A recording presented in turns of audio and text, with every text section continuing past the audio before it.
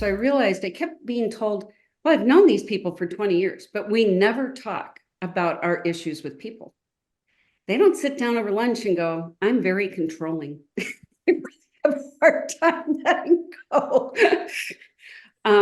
They kind of just keep it to themselves. And when they share it, they're almost always going, I didn't know the rest of you were having my same experience. They think the other leaders just came out that way or are good at it, and they're the only ones struggling. And so a lot of this is creating space for leaders to know it's not easy. It never will be easy. And if we stay together and support one another, then we might get somewhere we've never been before.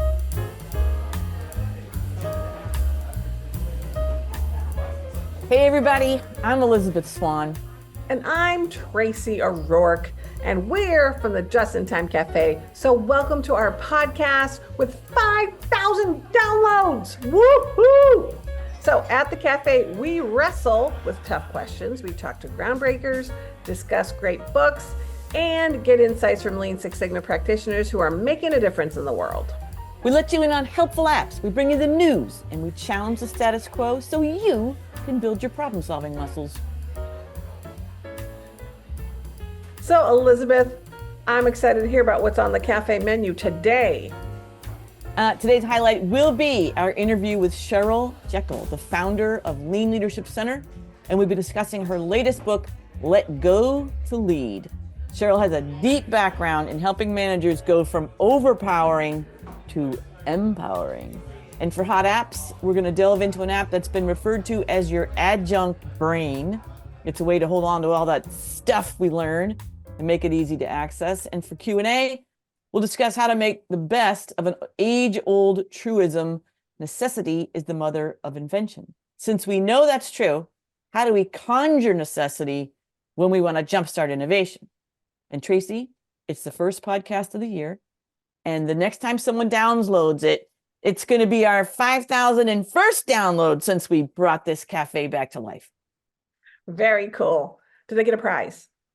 Yeah. Yeah, a jolt of lean caffeine. Exactly.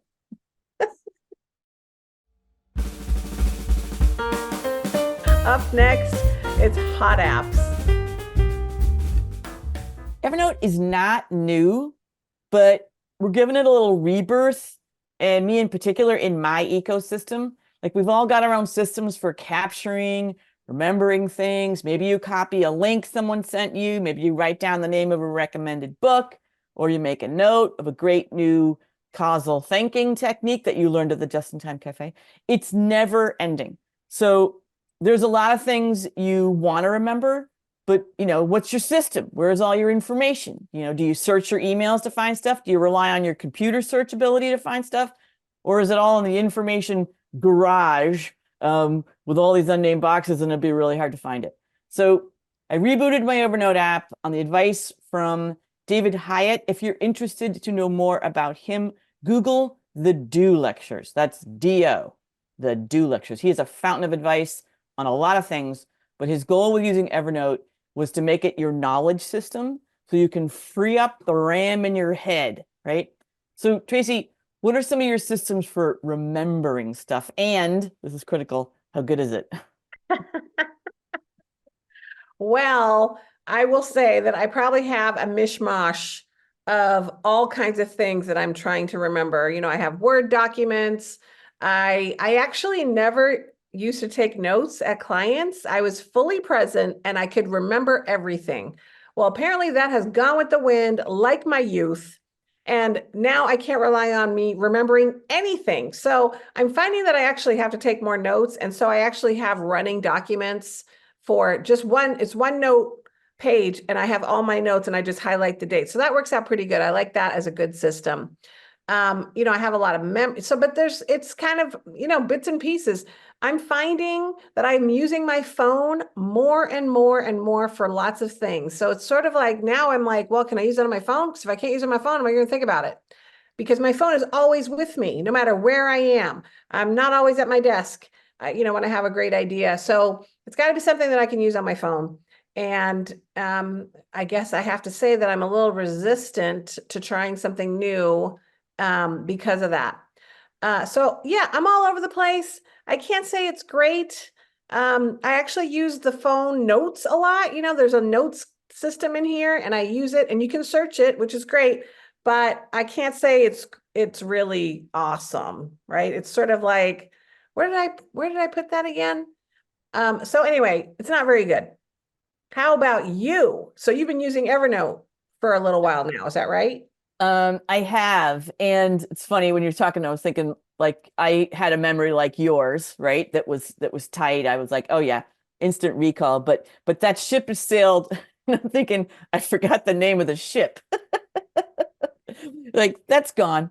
And I remember like, Cheryl at one point said, I don't remember stuff from last year, right? So just this whole thing of like writing things down, like you said, like I do write things down. I've got, I don't know, at this point, maybe over 50 spiral notebooks of all, every day, what I'm learning, what I'm taking in from people, largely as a focusing technique, but I definitely refer to it. But now you got, there's notes on my phone, there's my notebook, there's my photos. So I've been using Evernote for a little while now.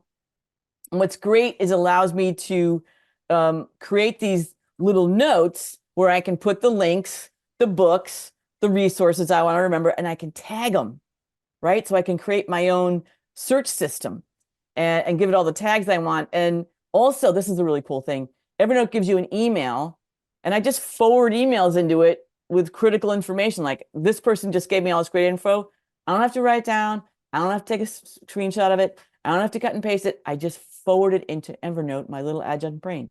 So, you can do your quotes from an ebook, send it in. You can do online articles, web pages. You can connect it to a scanner app, screenshot app, your Kindle notes, web highlighter, whatever else you want to use. And the trick is to be judicious, right? What do we want to save in our adjunct brain? I'm a hoarder. I can't, and I got to resist like, oh, I need to know. It's like, no, you don't need to know everything. But it's so easy to grab stuff when I see it. It's allowed me to stop fooling myself with the idea that, I'll get to that later. Like later never happens, right? So anyway, what did you think of the pricing system? You got the free version, right? Well, yeah, it took a little while to find the free version. So I went to the app and then it's like, okay, sign up, put in your email, your password. Okay, which one you want? Well, wait, where's the free one? And I felt like I was getting stuck. Like I knew there was, and I actually double checked because I thought, is it really free? And then I was double checking to make sure there was an actual free because it sort of looked like it was just a trial for 7 days. And then it was going to start charging me, give me your credit card. And I didn't want to do that. And I just felt like the entire maze kept going to this page and I was not happy about that. So I actually like gave up thinking, okay, well, there isn't a free one. And then I realized, oh, okay, I found it. There is a free one. Okay. And so I was just annoyed. That took It made you mad, Tracy. It made you mad. Yeah. And then there's this little piece of me that, I don't know. I feel like I should try to work out a system that I don't have to pay for. I mean, if it's free and I get the free version, I will try that and see if I like it. But you do, the free version it does give you a lot, but it's limited. You get 50 notes in your notebook. You can create tags. You can upload photos. But you are limited in terms of syncing. And for $130 a year, you can sync with unlimited devices, and it keeps 100,000 megabytes of notes, or 100,000, what is that, bits of notes, connects with your calendar, and the file size limits are a lot bigger. So that sounds good, but $130, again, like to me, I'd be like, I need to figure out how to organize my stuff for free. Like I can't be like relying on an app I have to pay for. I don't know that I'm having a problem with this, Elizabeth. I don't know why. It's cracking me up because $130, man, I think you're thinking about shoes you could have. And if you get this app, you don't get to get another nice pair of shoes. The Fluvogs, it might hurt your Fluvog budget. So yeah, I confess I upgraded immediately. I want to connect to my laptop, to my phone. I want to be able to just have it seamless. And you can imagine how much your phone is the conduit of the information you need, right? I mean, I've seen you do it. I mean, Tracy, I've seen you take photos when we're at conferences. I'm writing down what the speaker is saying, and you photograph the image they've got on the screen, I've actually got notes in my notebook that say, Tracy copied the image. Like I was ever going to go back and get that from you. So yeah, my systems, they're stronger than I'm letting on. I have good systems of saving information, but I looked at what this guy David Hyatt outlined, and I went, you know what? I am going to try that. So I'm getting good at it, and I'm going to keep rolling with it. And So I have a question. What? I have a question for you, because I know you keep these spiral notebooks that you have, what did you say, 50 of them? So do you believe this will replace that notebook? Or are you right now? Never. Okay. But from me, one of the pieces of my book is ink makes you think. And I believe that, and I know there's research behind it, that when you are writing, something different is happening, even from typing. In terms of transfer to your brain. I will never stop that, because largely I'm doing it to focus. I'm focusing on a person, what they're saying. But there are times when I am collecting things in my notebook and I'm learning them, like say I did one of the Do lectures, right? From David Hyatt. So I wrote down when he was talking, what he was saying, so I would take it in at that time. Also, I was thinking I'm going to photograph those and save those, right? Because I want them to be in one place, and Evernote knows that's the Do lecture, that I did. So yeah, I'm never going to stop, Tracy. I'm never going to stop. So that'll be in addition to it, which I think we can all use a little more organization. I have to admit, it made me think, it's the first of the year. I should probably be a little better at organizing some of my stuff, right? Maybe I will change my mind about Evernote and maybe, try it. We'll see. The free version, at least. I'm Elizabeth Swan, and you're listening to the Just in Time Cafe podcast. In a short while, you'll get to hear our interview with Cheryl Jekiel of the Lean Leadership Center. Up next, it's Q&A. For Q&A this month, we are discussing that age-old adage, necessity is the mother of invention. And what got me thinking about this was my phone telling me that it would have been the 113th birthday of my maternal grandmother last week. And I'm always reminded of her version of that saying, you make it work, right? And she was what I would call a tough Irish dumpling. She was a lot shorter than me and getting shorter by the minute. But when I texted my cousins to celebrate, every year we celebrate her, and one of them reminded me of one of her secrets to making it work, right? So at 95, that woman lived almost to 100. At 95 with a bad back, she was still rearranging her furniture. And my cousin told me that she knew her secret. So she said she'd empty the drawers, and then she'd put face cloths under the legs of the chest or the hutch, and then she'd nudge it with her hip, like kind of bump it until she got it where she wanted, right?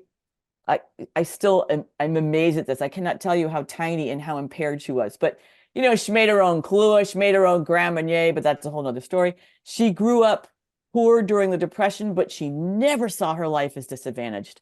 I never heard that ever. And I had to really think about it. Like, she grew up with nothing. So I want to find a way to channel her attitude to problem solvers, right? That often sort of talk about all the things, the reasons they can't get done what they want to, and one is that catchphrase that you and I both like, creativity before cash, which may have come from Mike Osterling. And that seems to help. But, what do you do to respond to people who complain, there's not enough budget, there's not enough staff, they might be right, but process improvement doesn't rely on money. Well, people are always throwing money. That's the first solution. Throw people at something, throw money at something. And to me, that isn't creative. It's just throwing money, and it's not even going to solve the problem. And I feel like sometimes taking a process improvement approach is creative because it's saying, no, don't just throw money and people at something. If you have all the money in the world, that'll solve everything. But it may not be the right way, and it's not the creative way to do it. And so, it was so funny. I had someone that was just learning process improvement, and he basically said, well, we just, he had said something to me. This is him referring to a conversation I had with him 6 months prior. that he was telling me. And he goes, yeah, I remember I was telling you that we had to, automate it with the solution and we had to implement the software. And you said, software is not the answer. Software isn't going to be the thing that solves it. And he said, and when you said that, I thought you were freaking crazy. I thought, how can she say that? And now I know what you meant. Oh, Yeah. made me feel good. Like, oh, good. Yeah. You No, didn't that's, think I was crazy. But well, you are crazy, but not in yeah, that instance. yeah. So I kind of feel like, we are trying to get people to be creative. Don't just throw money at it. Don't just throw solutions and people and expensive software at things, because you have to really, be creative about what about the process is just creating waste. But I do Yeah. have a funny story too, a family story. So, and I have this vision in my head, and now I'm going to have to find the picture. And if I had it in Evernote, I would be able to find it probably really quickly, but it's not in Evernote. So my 7-year-old son, one day he was in front of the TV and he was watching cartoons and he had a bathrobe on. And in the middle of the bathrobe was this piece of duct tape, right? It's just a piece of duct tape. And I go, what is that on your robe? And he goes, oh, I couldn't find the tie. So I just got some duct tape from the garage. Typical guy. I took a picture because I thought, oh, that was really creative. I swear, men think duct tape is the answer to everything. So he started early. And so I have That this is picture of awesome. him closing his bathrobe with the duct tape, holding the We bathrobe need that closed. photo, Tracy. You need to find that because we got to post Find it with it. this podcast. Okay, I will. So, so you saw, I put this story on LinkedIn because I want to know how people actively mine limitations to spark innovation. And I like the phrase creativity action pumps. And that came from Lean veteran Jim Hudson. And he described this idea of creating like tension, like stretching a rubber band. So there's just enough tension, but not too much, right? You don't want to like exhaust people. And then another person, a management consultant, Dawn Armfield, and she described boxing in and creating artificial boundaries. If there are none, then that's a good innovation technique. She said, so in a team or individuals brainstorming, instead of saying, the sky's the limit, you place the ideas within boundaries, right? Whether they're real or imagined. And for a Kaizen, this might mean, we'd love to design and build a brand new piece of fancy test equipment, but we only have $50 and 2 hours. What can we do with what we have on hand and our own capabilities, right? And she's been really impressed with the Poka-Yokes and flow solutions that the teams develop. So do you have any tricks for like imposing limitations to spark innovation? Not necessarily imposing limitations, but really more helping people change their perspective, right? So, I mean, and it could be really fun too. So you could say something like, well, what would John Wayne suggest? Ooh, that's good. Right? Or what would the scientists from Back to the Future think? And so you're making them change their perspective, and it's fun. Like they actually laugh while they're doing it, which is also an element of, being jovial and not being stressed out about finding a solution. Because I often sometimes feel that in DMAIC, by the time they get to improve, sometimes the teams are tired, right? They're like, wow, that analyze phase, that took a lot out of me. And now you get to improve, and you're like, everybody's supposed to be excited, and everybody's just like, they want to take a nap. And so, so there's ways to just change people's perspective. I also do like the the anti-solution brainstorming, right? So if we're like, okay, so how do we make process improvement successful here? Let's brainstorm how to make it fail, right? So that's always a fun one, because people then just go on a tangent about how to make it fail. And then you basically have this list of failures, and you go, okay, what are the countermeasures to all those things? Are we doing those things? And so then they're like, oh, well, that was easy. Right? That's nice. Yeah. So this whole conversation, just like you're saying, it renewed my attitude toward coaching for creativity, right? And there's great research by the Harvard Business Review that without constraints, with more of the, sky's the limit attitude, individuals and teams tend to go the path of least resistance, kind of like you're describing, they're tired and they're like, well, whatever, this will probably do it. But constraints provide focus. If you can do that, you can create a creative challenge that motivates people to search for and connect information from different sources, create novel ideas, new products, new services, business processes. And as a side note, which I just have to throw in there, Tracy, I was able to quickly access this HBR article because I had saved it and tagged it in Evernote. So there, I did a callback. I love it. I'm Tracy O'Rourke. You're listening to the Just in Time Cafe podcast. Elizabeth and I host these monthly. So we hope you join us every month.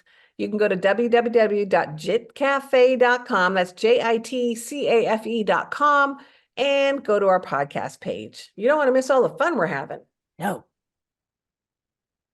Coming up next, it's our featured guest, Cheryl Jekiel. Tracy, why don't you tell our listeners a little about Cheryl? Love to. We love Cheryl, and she is on a mission to create a movement. She's the inspirational founder of the Lean Leadership Center, and Cheryl embodies the values she encourages companies to embrace. Focus on people and effectively achieve your goals. By sharing her invaluable expertise on people strategies, lean manufacturing, and lean leadership culture, she has contributed to the operational excellence of countless organizations around the country and making better leaders one by one. Cheryl has held strategic leadership positions covering operations and HR, human resources, and she has served as chief operating officer before returning to her love of advancing human resources to enhance workplaces. As the author of many lean books, The Lean Human Resources, Redesigning HR Processes for Culture of Continuous Improvement, Cheryl is dedicated to advancing HR and continuous improvement cultures as a recognized field. Yes, it is. Based in Chicagoland, she lives with her beloved husband and her 2 dogs. And we are excited and psyched to have her at the cafe.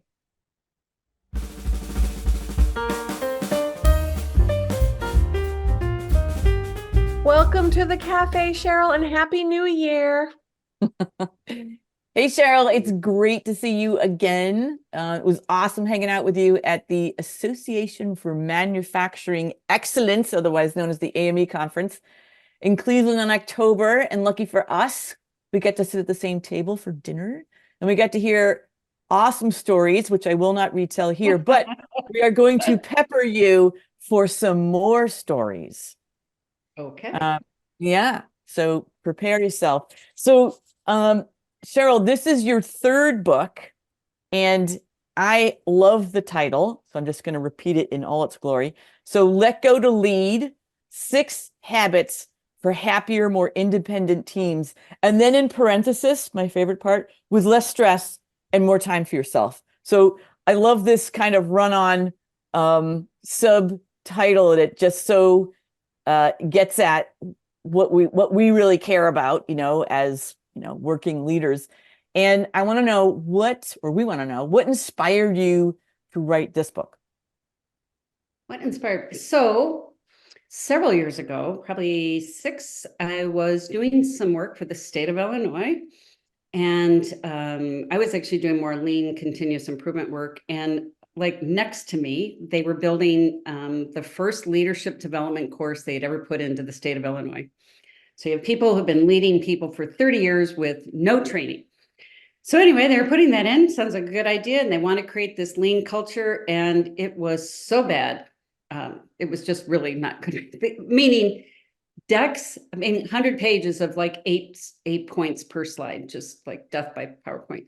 And when I asked the question, what would they be able to do? They said, they'll know what they don't know. And I'm like, well, that's not exactly training.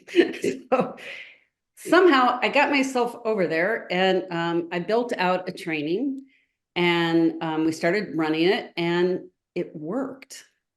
I'm telling you, nobody was more surprised than I was when it worked. Because I'm used to it never works. Training is oftentimes just a nice activity, but nothing sticks. So I started learning that was the process of really getting invested. And so if someone would have said at this stage of my career, I would have been focused on frontline supervisory training, I would have been like, what? I've also been the head of HR a lot of years. I know what I don't like about all the things I ever used to have to put in. I never liked any of it particularly. Most of it's too short, too quick. So I built this program. And so the book represents all these experiences from building it and what I've learned. And again, I had the original intent, what I thought it was going to teach me, and it taught me a whole bunch of other stuff. So So is this what you call the core program in the book? Yes, the core leadership program. So tell us a little bit about what that entails, if you don't mind, so people can pick up the book. Yeah, so the core leadership program is a one-year program, and it involves leaders working together as a community. And so that's the first thing that's different than typical approaches. It's long. And first of all, half the reason, if not more, that it works has nothing to do with the content or the trainer. It has to do with, I think when we look at the kind of challenges leaders face to change their behavior, to let go more, which by the way is not a natural reflex to things like let go of control. We're not designed for that. So if they want to be more coaches, they need to shift their styles. What I found partly made the difference, it's them doing it together. If over time, have you ever heard of the idea of people with a shared problem come together, they are able to hit new levels? It's not a novel, right? This is an idea we know already. Well, that works with developing coaching skills. So what I started to realize is what the work needed to do was give them space.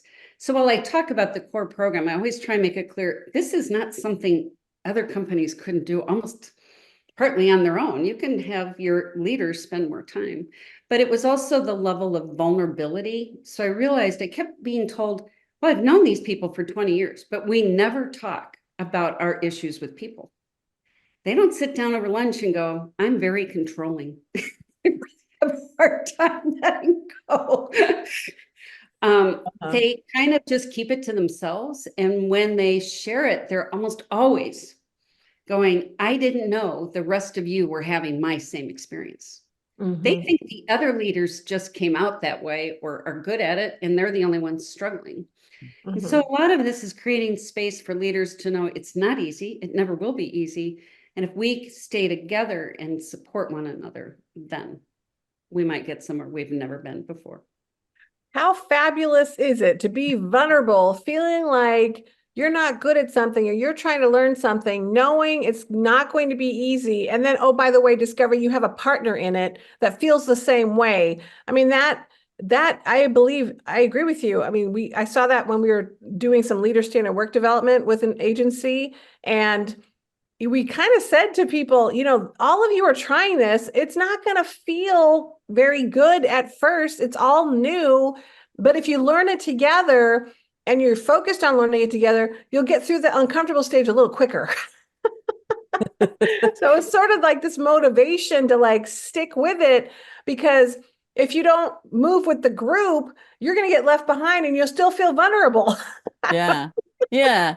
And I think, to your point, Cheryl, it's this, coming together to solve a problem, but there's a big leap there, which you obviously help them jump over, which is acknowledging the vulnerability, so that the common problems, which is huge.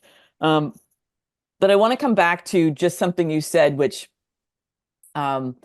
is just incredibly humble, that had nothing to do with the content, and it had nothing to do with the trainer or the facilitator.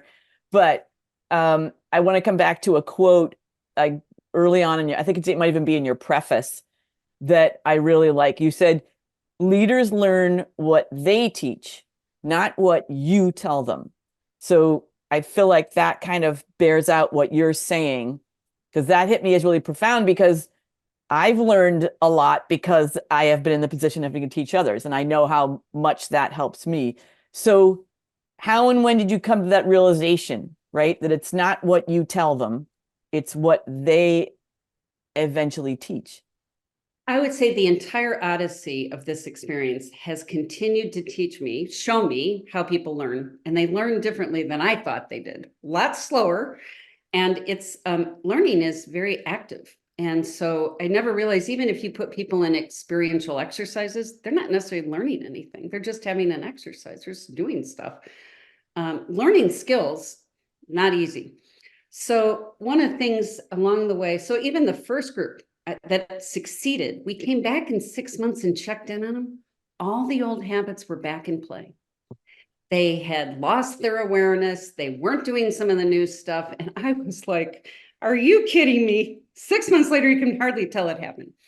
So that's when we started changing the approach and changing it. I would say 2 years ago, I was like, this just still isn't working right.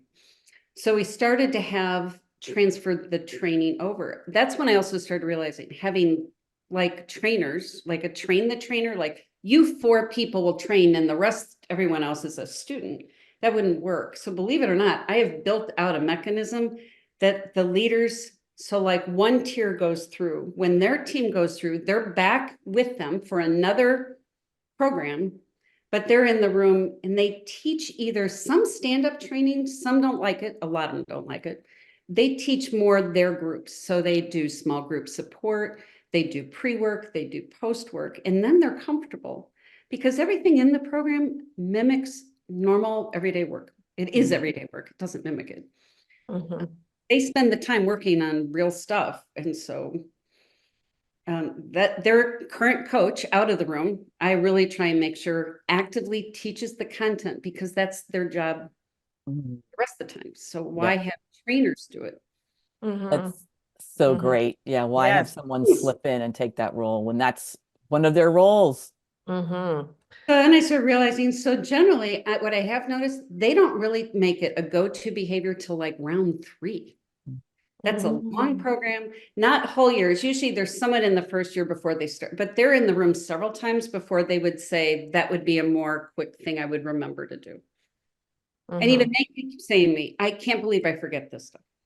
So I then spent the last year building out all kinds of content that goes after the program. Like I have a pull series. So, you know, in Lean, we like pull, right? When you have the need, you pull. I had to make it so the concepts were there when they need them. They don't remember a year ago. I don't remember a year ago either. So you had, like, if they were doing performance reviews, I had to have all the key ideas there of how to coach that right at that time.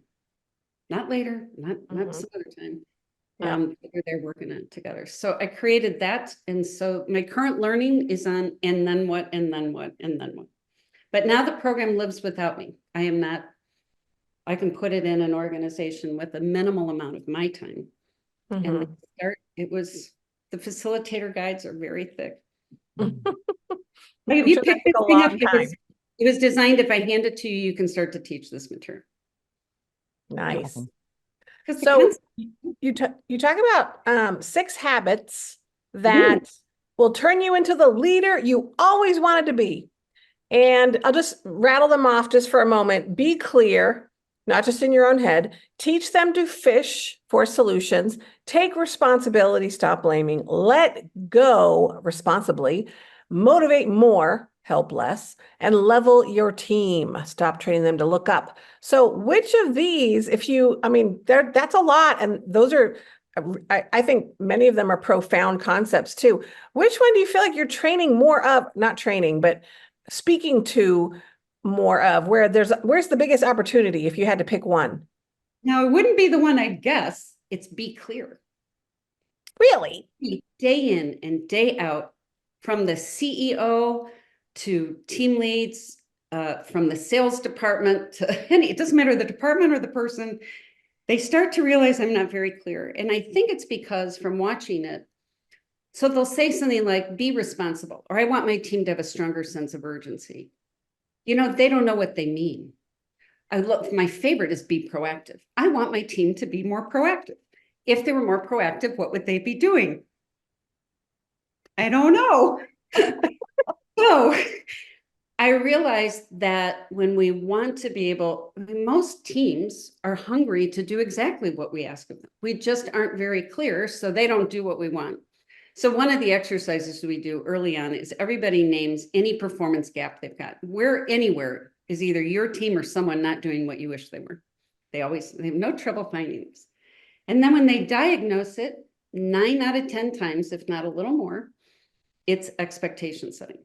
I'm not clear what I mean, and I haven't communicated clearly, and or I never confirmed if they knew what I meant.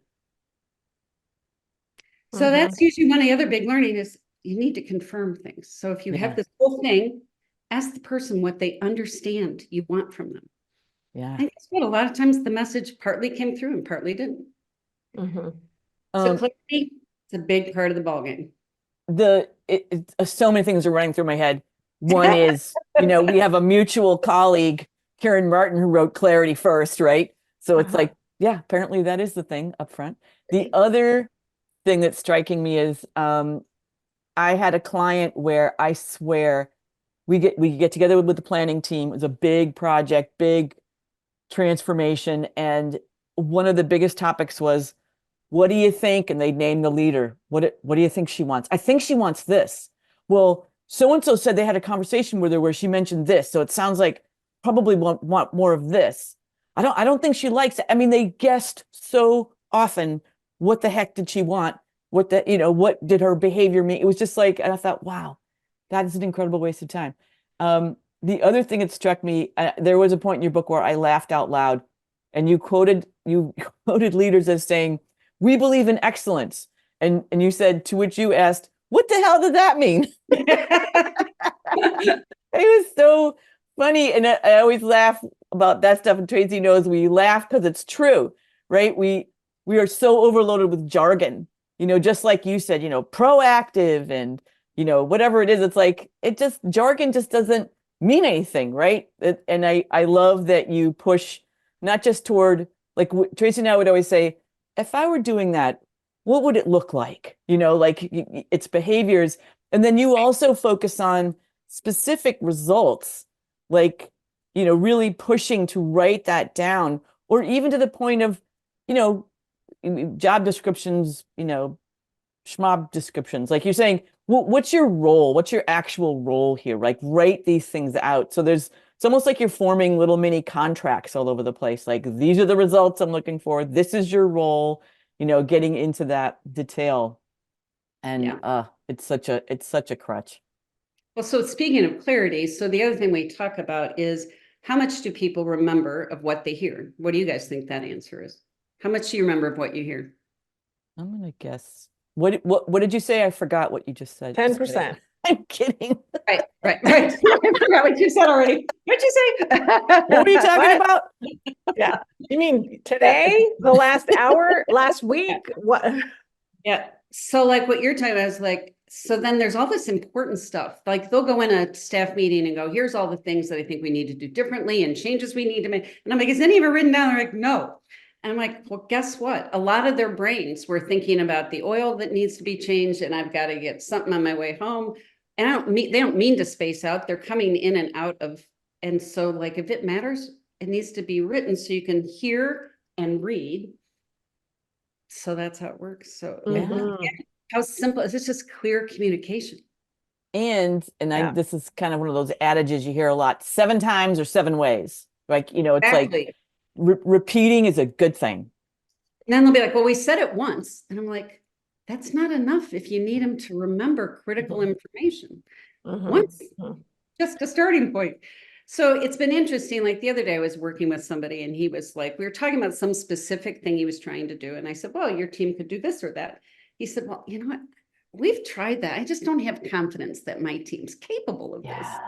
And I said, well, have you ever been really clear on the expectation of exactly what you'd like to see them do and how you'd like to see them do it, and then been available to coach them through it? No.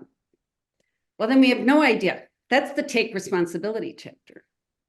So the question we ask leaders is, whose responsibility is it to make sure expectations have been clearly set?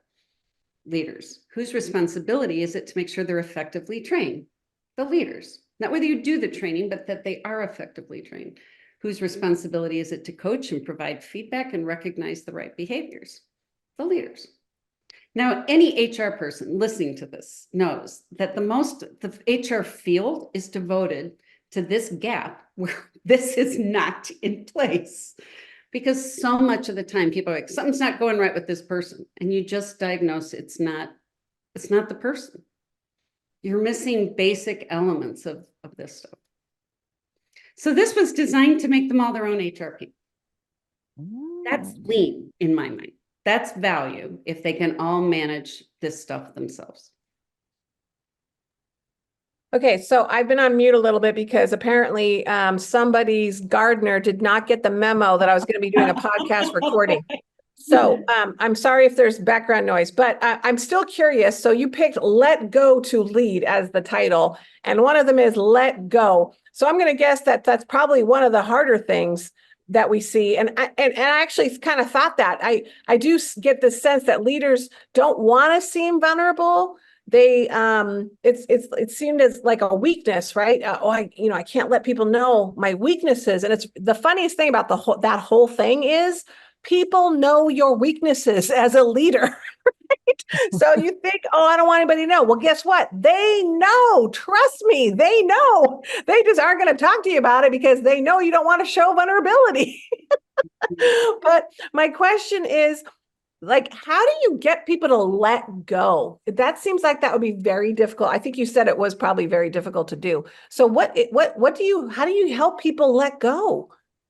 Do you have like a ropes I course? haven't found the vulnerability hasn't been hard. That is generally the only thing it takes to create it is usually one-on-one connections with someone you feel safe with and give them enough time to be alone and talk about this stuff. And it happens. It's like you don't have to make that happen. It's really that we don't generally put leaders together with another leader and have them talk about people issues by themselves for a half an hour.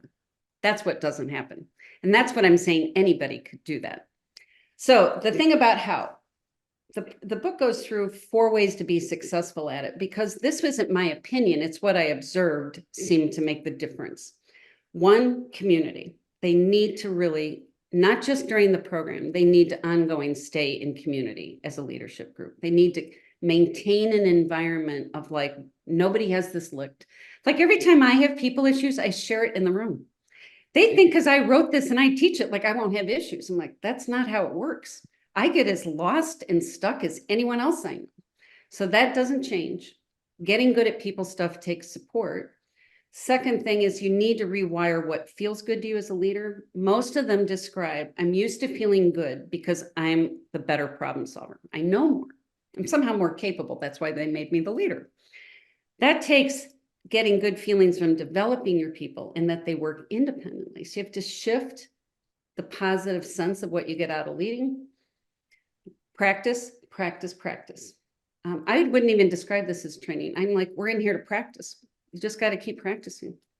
And the last is be on your own side, because if you're going to learn gentle, a lot of leaders, they wallop themselves like, I'm no good and I mishandled that. I'm like, whoa, whoa, whoa. If you're going to learn, gentle, gentle, gentle. So. Yeah, those are great. Those are so good. And I know you, like Tracy and I, are a fan of, I think Charles Duhigg was the first on the scene with The Power of Habit. And just that, like you talked about, you're building habits. And it takes time to build habits. And you have to have those, the trigger, the routine, the reward. And often you're trying to figure out, well, what is the trigger? I mean, the routine we kind of know. It's like, but what's that trigger? How do we start that? And then what's the reward? What keeps us coming back and doing it? And one of the rewards that I feel like gets short shrift in the working world is just telling people that they're doing well. And you have a great quote in there that just tied up so many times I've run into that, where it's something along the lines of, why should I say good work for someone who's just doing their job? Like, I was like, oh God, or people would say, oh, I told them last year. So, that's pushback from giving praise, which can be a reward. Or even like you're saying, be gentle on yourself, give yourself some praise, like, you're learning, you're doing. And there's this just issue around not, you have a praise deficit. People are not, they want to be acknowledged and praised, but nobody sees themselves as the one that should be doing the acknowledgement and the praise. Do you find that increases as part of the core program, that people get better at acknowledging themselves and those around them? Yeah, so one of the things is though, we also definitely move away from the thanks, good job. We call them the attaboys, like it's just this kind of pat on the back because most people experience that as like it doesn't have much sincerity in it, so it doesn't mean a lot. It's a Hallmark card. So here's the thing that takes the learning. Any behavior they want to see, you grow it this way.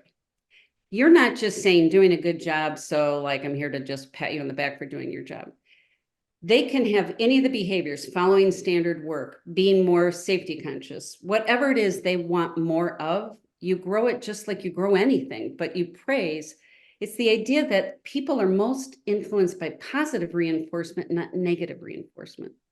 Most leaders were potentially parented, have lived their own lives in negative reinforcement. But if you don't hear anything, you're doing fine, and I'll let you know if you're off track. That does not grow behavior. So what I always say, I want it to be Christmas for you all year round. You can have anything you want, but you're going to have to target your attention to it. So then I want them to see it. It's a tool to use. It's really valuable, and you can have everything you want. But every time you have one of these initiatives, a bunch of new behaviors, you're going to want to figure out how to reinforce it. Yeah, and it's back to clarity. What do you mean by good job? Like, what about it is good? So being specific about the things that are done well, and then people will realize, because then I do that. Because I think in the absence, say it again. I'm sorry, I didn't mean to. They literally write out. They have to practice writing it. Like pick the person, write out something specific. They don't actually at first. It's like they're not even clear how to do it. So, and to your point in the sorry, Tracy, I'll shut up in 2 seconds. In the absence of saying anything, right? If don't worry, keep doing what you're doing. If it's bad, I'll say something. Is that we have that negativity bias. So if you don't hear anything, then your brain is going to pluck out all the things that are wrong or could be wrong.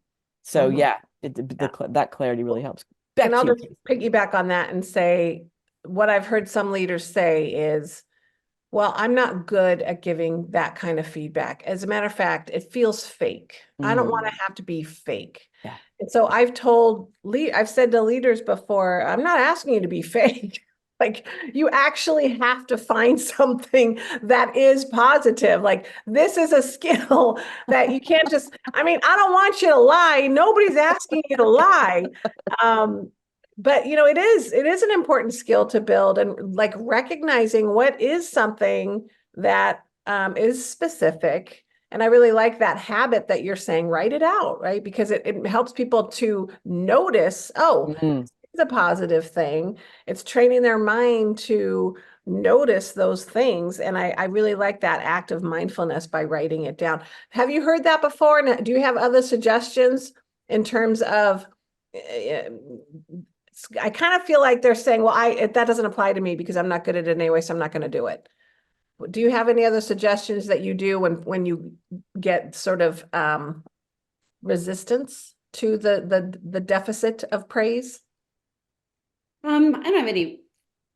What I would say, we do work on habit building in here. So for most leaders, they have never made an action plan like a who, what, when around a habit. So we really practice over and over again, identifying a habit to get good at, using all that same kind of ideas that you were talking about. It's this like, so they have reminders. So for instance, it wouldn't be uncommon for me to see something on their wall that says 10 to 1. That reminds them you want 10 times the number of positive reinforcement compared to corrective. And so it's just reminding like you are never anywhere near enough. You're always like more. Yeah. Like another thing we talk about is process recognition. So if you do problem solving, would you wait for a group to complete a problem solving project before you said, nicely done? No, you might give praise as they clarified their problem statement. You might give praise as they did a good job gathering data. You might give praise as the team just did a good job having a meeting. You might give praise. Like a lot of things have a lot of sub-steps that the more you recognize, the more they will repeat it on the spot. That team will hear that praise and go, do that again. Yeah, that's a great point. We are hardwired towards praise. We do not get up in the morning and decide we like it or don't like it. We're made to like it. We just like good feelings. Like you create good feelings, they will do anything to repeat that feeling. I would like more of that feeling, please. More of that. More of that. No reason to be selfish with it because they will go a long way. That's really their trick to creating whatever they want to have. That's so great. I want you to tell our folks how they can get in touch with you, but I also want to say what a pleasure it was to read this. I just found myself going, right, exactly. and so structured and great. And I loved your boiling into the 6 habits. Like that was like, yes. So Tracy, can we do one more little hey, because it was so awesome. Yeah, go get this because you need to let go to lead. And so Cheryl, how can people find you if they wanted? So I'm on LinkedIn. My website is leanleadershipresources.com. And so or Lean Leadership Center. I don't even know my own website. Yeah, get that right. leanleadershipcenter.com. Also, the book has access to resources. What I've been doing is trying to put more resources out there so people can pick parts of this and do some of their own practice. I never meant for this to be, if you didn't take the program, you can't work on this stuff. Because, no, you're very generous, incredibly generous. The book is lovely. Yeah. So anyway, I'd love to hear from people, and you can, if you decide you did want to do this work in your organization, it's portable. It was designed to bring it in and do it yourselves. Fantastic. DIY leadership. DIY, baby, DIY. Well, thank you so much for coming to the cafe and making time, Cheryl. We are. I knew you two would be fun. You're very fun. Exactly. Well, take care, and we'll get you back to the cafe again. Thank you. Bye.